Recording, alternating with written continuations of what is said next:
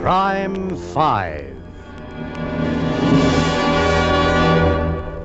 Now, Mr. Mesmer, you've seen the dead girl in the store window?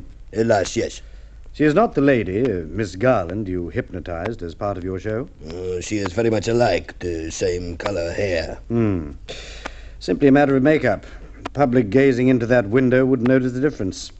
They were not all there when you hypnotized her at the theater. But of a certainty that is so? Now, would you know that we have found the real night porter of the store badly bashed and locked in the cupboard? No, I did not know of this. It was necessary for someone in some racket to substitute their own man. When I entered and found the girl, he skipped. But you know him? Not yet, but we soon will. He can't get very far. My men will pick him up. In his hurry to get away, he left behind him a very definite clue. Now, Miss Garland, we'd like to hear your account of the proceedings. Well, I volunteered at the theatre to be hypnotized and then to be exhibited in a store window. I was to receive £30. Well, that's it. Sophie, one of the professor's assistants, was to sort of look after me. And where is Sophie, Mr. Mesmer?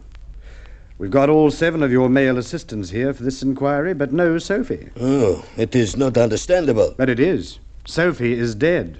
What is it you say? Sophie died in a shop window. It's unbelievable. It's not unbelievable, it's true. Will you go on, Miss Garland?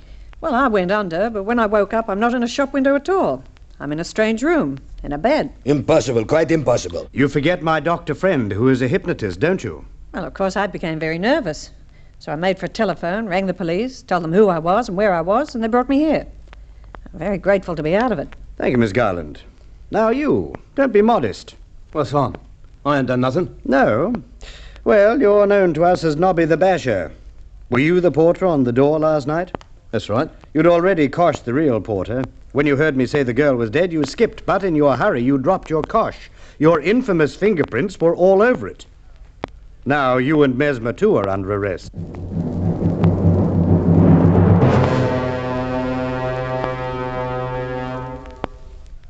Well, now, let's clear the air a bit, shall we? Police information from many places, Mesmer, is that frequently where a girl has been on exhibition in an hypnotic trance, the store where she slept suffered from the theft of small but valuable articles. Sophie, we are sure, was the means.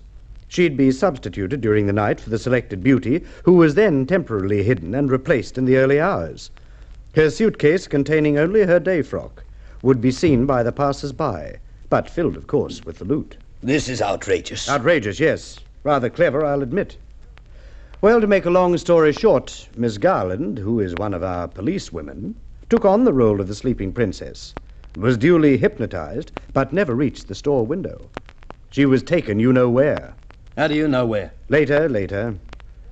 The porter at this store wouldn't be bribed, so Nobby coshed him, and Sophie went to the window.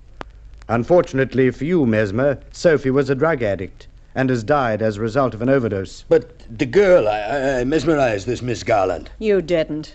I was conscious all the time.